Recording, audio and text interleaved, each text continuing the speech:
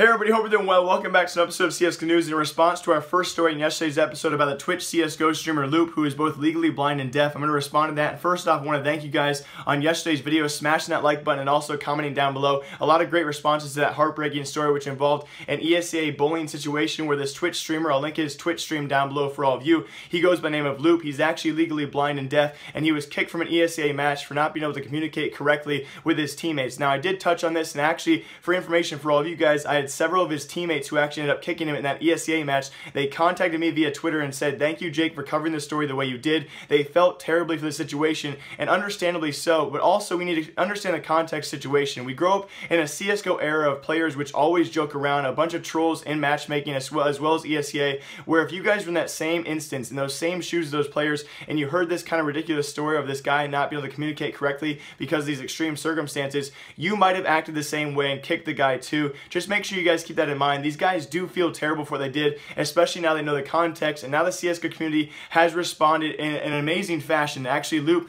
was featured on Twitch's main page yesterday. He actually was tweeted out a bunch by CSGO pro players as well as well-known people in the actual scene. He broke 3,500 viewers and also got some insane donations. I'll show you guys those on screen as well. On top of this guy, I think we had CSGO Live give him a factory new bayonet Doppler. He also got a field-tested Dragon Lore. Thousands of dollars in response to the situation, this whole bullying situation, which should be cleared now. I hope you guys all understand these people do feel bad, and going forward we are now more well aware and more well informed about this kind of circumstance where people out there do suffer from things that we just don't know about, and they can still play CSGO while doing it. So it's a great all-in-all community response, guys, and hopefully this thing going forward. Loop has some great success on Twitch, and best of luck to him. So it was really cool to see the community response to this kind of situation, guys. But yeah, anyway, and some lighter stories for all of you. We have actually found a new potential glitch or cheat in CSGO. Now, as of right now, this is not even near 100% confirmed. For all of you who are wondering, thank you to H0bbit for the first guy to actually bring this story. I had several people DM me the same information, guys, about a potential new glitch in CSGO where people can either instant defuse or instant explode the bomb, which obviously would be a big problem in matchmaking. Now, as of right now, I don't see any instance of this in FACEIT or ESEA or anything outside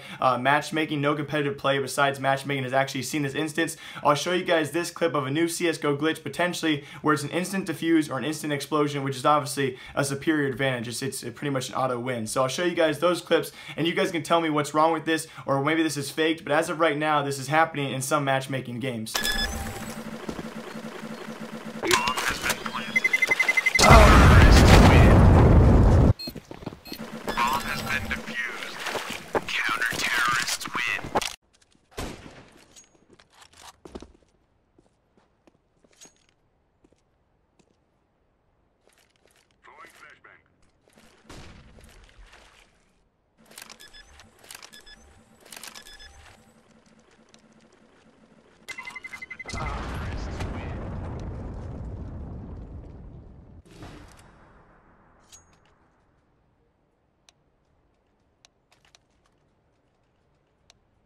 So like I said, going forward, if you guys see any issues with this clip, maybe it's faked. It potentially could be a fake glitch, but as of right now, I do believe, because several people actually contacted me with this after H0bbit did, the guy who actually reached out to me with this story. Several people said this actually happened to them in matchmaking, so let me know down below in the comment section what you guys think it is, and if it actually is real, well, Valve, you might want to fix it. And then some weird news for all of you. G2 has now done something that most organizations out there do not do, but they've done it in the past themselves. They actually announced their new Spanish CSGO roster, a new CSGO roster for the organization, but it will be a Spanish CSGO roster separate from their current obvious French roster. It's going to be cool to see. They're going to be called the G2 Vodafone roster, and I probably mispronounced that word way too much. I'll show that roster on screen for all of you, and they've done this in the past as well with their League of Legends roster. Kind of funny though, a fun fact for all of you, we have current OpTic Mixwell. His little brother, actually Nick Sereno, plays for the G2 Vodafone League of Legends team, and again, G2, one of those few orgs out there who do this, where they have separate, national teams for the same sport. So they have now two CSGO rosters, one main French roster, and of course now they have a new Spanish roster as well. So look forward in the future, guys, maybe Mixwell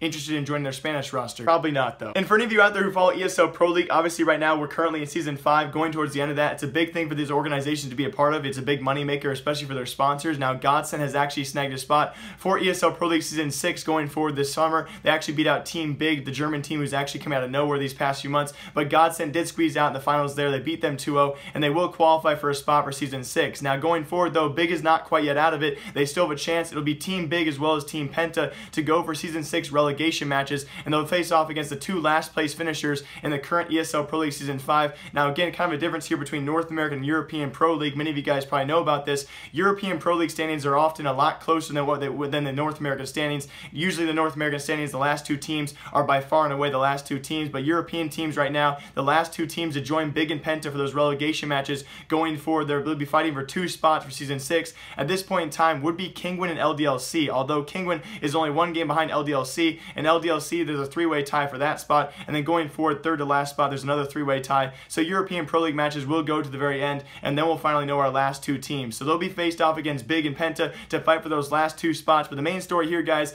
Godsend has snuck into Season 6 of Pro League, and they will be there. And lastly, and all of you, for today's episode of CSGO News, we talked about Gambit Gaming possibly being picked up by some organization out there very soon, and the likelihood of them being picked up in the next month or so is very high. We thought Soar Gaming was a potential one. We had several key evidences, Gambit sticker rise. Coincidentally, the same week this happened, we had Gambit H0bbit actually have his loan come up about a week ago or so. He's now been re-signed. Other evidences as well, Soar management following these players on Gambit Gaming. At this point in time, though, we don't know if that's actually been delayed or what organization has interest in Gambit Gaming, but going forward, please look forward to that, guys. Gambit Gaming may be signed by a new organization sometime soon. At this point in time, though, H0bbit did tweet out this yesterday, and he has now been signed on loan for 20 more days. Kind of a very suspicious loan amount. Usually you'd think if a team really wants you, they're going to sign you for at least a month or 2, and of course, if a team wants you permanently, they're going to sign you for a year or 2. He's now been signed on loan for 20 more days, which makes everyone think there's definitely going to be an organization change after those 20 days are up. For the time being, guys, Gambit Gaming will play together for CS Summit as well as DreamHack Austin, so it should be fun to see that team and how they do, as well as who they're going to be signed to in the future. Now, comment down below what team you guys think is going to sign them. I personally really want Soar Gaming to get in the CSGO scene, as well as Red Reserve got in a couple weeks ago before them. So, going to be cool to see who actually signs these teams in the future. As always, hope you guys all enjoyed this episode of CSGO News. I'm out of breath. Hope you guys all enjoyed. Again, there will be no video tomorrow and probably no video Friday as well. I'm very, very busy with some random things going on. I have a lot of papers and presentations this week and next week, so I'm very overwhelmed. Hope you guys all enjoyed. Thank you all for the great comments and likes on last video, and I'm going to be doing more giveaways on my Twitter throughout this week as well. So hope you guys all enjoy. My Twitter is down below. Remember, live, love, laugh a lot. Remember, I like you. I will see you all next time. Goodbye.